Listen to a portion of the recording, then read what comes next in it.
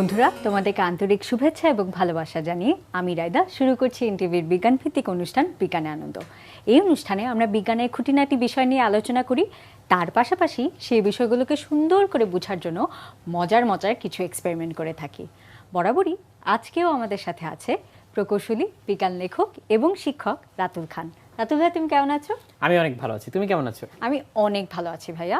তো কিন্তু তোমার মোবাইলের যে টর্চ লাইটটা অন, তুমি কি খেয়াল করছো? হ্যাঁ, আমরা এটা এখন সরাসরি আমাদের বন্ধুদেরকে ক্যামেরায় দেখাবো। আচ্ছা, এখানে আমরা তাকালেই দেখতে পাবো যে আমাদের সামনে একটা ছোট্ট ডাইনোসর আছে। তো আমরা যদি এটার দিকে তাকাই কাছের থেকে, তখন মনে হবে যে ডাইনোসরটা, তুমি দেখো স্ক্রিনে তোমার দিকে তাকিয়ে আছে। ছোট বন্ধুরা খেয়াল করো যে এই ডাইনোসরটা একদম সরাসরি তোমার দিকে তাকিয়ে আছে। এইভাবে তাকিয়ে থাকা অবস্থায় দেখো আমি এখন এই ডাইনোসরটাকে একটু একটু করে ঘুরাবো। দেখো মনে হচ্ছে যে ও মাথা ঘুরিয়ে তোমার দিকে তাকাচ্ছে, তাই না?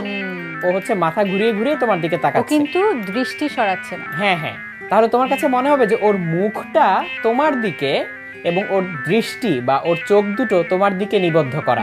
তাহলে মনে হবে যে ডাইনোসরটা মুখ ঘুরিয়ে ঘুরিয়ে তোমার দিকেই তাকিয়ে আছে। এদিকে ঘুরালেও মনে হবে তোমার দিকে তাকিয়ে আছে। আসলে কিন্তু ঘটনাটা তা না।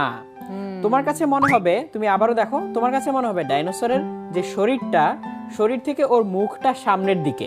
আসলে কিন্তু ঘটনা পুরোটা উল্টো। এই যে দেখো আমি এখন ওকে ঘুরিয়ে দেখাচ্ছি, এখন দেখো ওর কিন্তু আসলে মুখটা পিছনে, তাই না?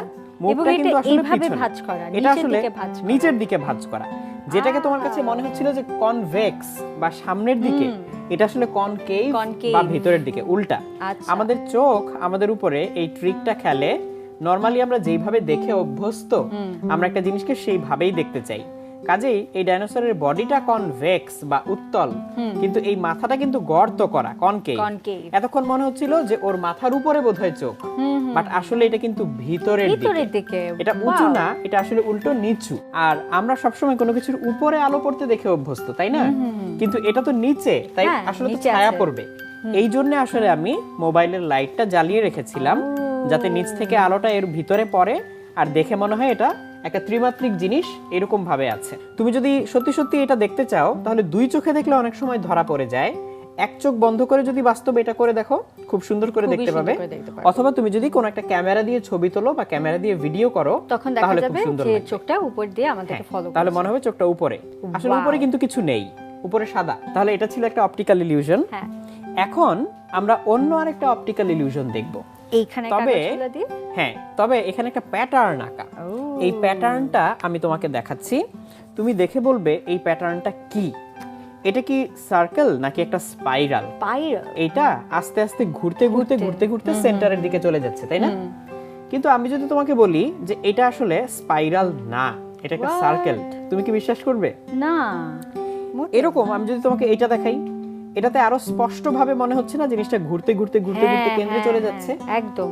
আচ্ছা, এবার তুমি একটা কাজ করো, তুমি যে কোনো একটা সার্কেলের উপরে আঙ্গুল রাখো। ওকে। হ্যাঁ, এই সার্কেলটার উপরে আঙ্গুল রেখেছো, তাই না? তাহলে এই যে এই দাগটার উপরে, তাহলে এই দাগটার উপরে আমিও আঙ্গুল রেখেছি। তুমি আঙ্গুলটা ঠিক এই দাগ বরাবর ঘুরিয়ে আনো, দেখো কি হয়। আর আমিও এই আঙ্গুলটা এদিক দিয়ে ঘুরিয়ে আনি একই সার্কেলের উপরে, একই দাগের উপরে। তাহলে দেখতে পাচ্ছ একই দাগ ছিল যে, তার মানে এটা কিন্তু একটা সার্কেল। যদি হচ্ছে এটা একটা স্পাইরাল হতো, তাহলে আমার আঙ্গুল আর তোমার আঙ্গুল কিন্তু মিলতো না। আরে তাই তো, তাই না? আমারটা বাইরে চলে যেত, তোমারটা ভিতরে চলে যেত, বাট একই ট্র্যাকের উপরে ছিল। কিন্তু ভাই এটা দেখাচ্ছে কি কেন এটা স্পাইরাল? হ্যাঁ, এটাই বলতে যাচ্ছিলাম যে এটা আসলে সার্কেল হলেও কেন স্পাইরালের মতো মনে হচ্ছে। কারণ এই পিছনের দাগগুলো এবং এর গায়ের সাদা কালো ডোরা এমন ভাবে কাটা, তোমার ব্রেন মনে করে যে এটা আসলে একটা স্পাইরাল। তো এটাকে বলে ফ্রেজার স্পাইরাল। তো এটা দেখে স্পাইরাল মনে হলো, আসলে সার্কেল। এখন এটা যে আসলেই সার্কেল সেটা প্রমাণ করার উপায় আছে। এই যে দেখো আমি একটা সার্কেল তৈরি করে এনেছি। এইটাকে আমি খুব সাবধানে এর উপরে যদি ধরি, তাহলে দেখো ঠিক এর চারপাশ দিয়ে একটা সার্কেল দেখা যাচ্ছে। তুমি চাইলে আঙ্গুল দিয়ে ট্রেস করতে পারো যে কোন সার্কেলটা। এই যে এই সার্কেলটা, তাই না? এই সার্কেলটা ফুল দিক দিয়ে গেছে, আবার এখানে ফিরে আসছে। তার মানে এটা আসলেই একটা সার্কেল। হ্যাঁ, একদম। এবং এইখানেও যদি আমি দেখাই, দেখো এটাও মনে হচ্ছে স্পাইরাল, কিন্তু আমি যদি এটা ঠিক মাঝখানে রাখি, দেখো ঠিক এটার চারপাশ দিয়ে একটা সার্কেল কিন্তু ঘুরে আসে, একটা সার্কেল দেখতে পাচ্ছি। একদম। ওয়াও, আমাদের ব্রেন আমাদেরকে এত ম্যানিপুলেট করে কিছু দেখার সময়।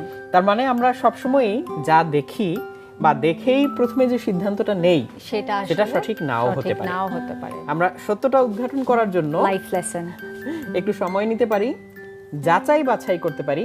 যেমন অনেক সময় থাকে না যে কেউ কোনো একটা গুজব রটানোর চেষ্টা করলো, আমরা শুনেই সাথে সাথে বিশ্বাস করি হ্যাঁ হয়তো হ্যাঁ এরকম এটাই হয়েছে। সত্যি। হ্যাঁ, বাট আসলে আমাদের কি করা উচিত? একটু থামা উচিত, একটু দেখা উচিত। অবজার্ভ করা উচিত যে সত্যটা আসলে কি, সেখান থেকে সিদ্ধান্ত নেওয়া উচিত যে তাহলে এখন আমি কি এবং করব। এই ক্ষেত্রে সত্যটা স্পাইরাল না, সেটা একটি Circle. সার্কেল। খুবই ইন্টারেস্টিং লাগলো এই জিনিসটা।